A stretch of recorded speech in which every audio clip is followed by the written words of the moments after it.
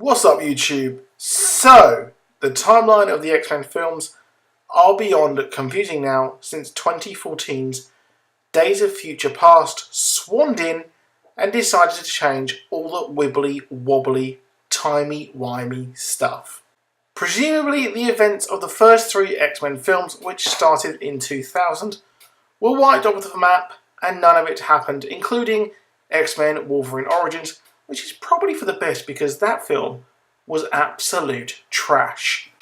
See, this is where things get interesting. Now, at the end of Days of Future Past, we had an end scene where Wolverine wakes up after resolving the situations in the past and stopping Mystique from assassinating and thus proving mutants were dangerous. So none of this happens, and Trask doesn't get to make his Mega Sentinels, which actually fuck things up in the future.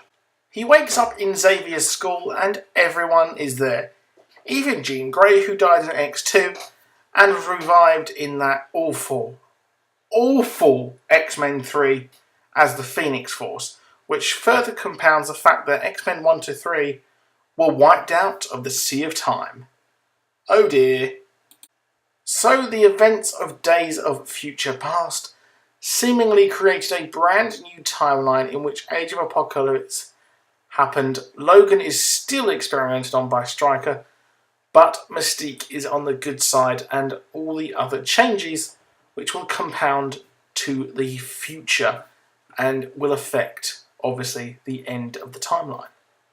See, this is where it gets interesting. Speaking with Collider.com, Bryan Singer has confirmed that the end goal of what I just said, of the team being the same, will always be there. So, the end of Days of Future Past with the new future with Jean Grey being alive will always happen, and that team will always exist.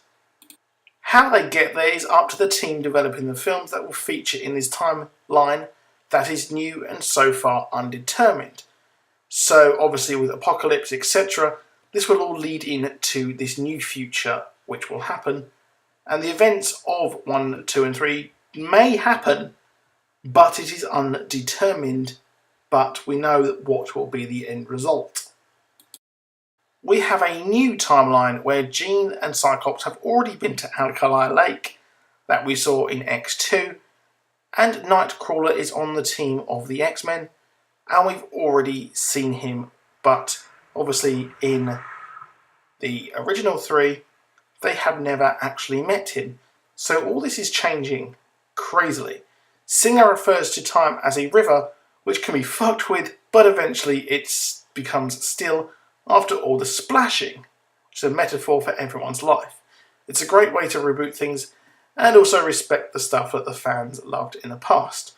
So, in summary, the events of X1, 2 and 3 did not happen, but they are being reshaped in this new timeline that was changed by Days of Future Past.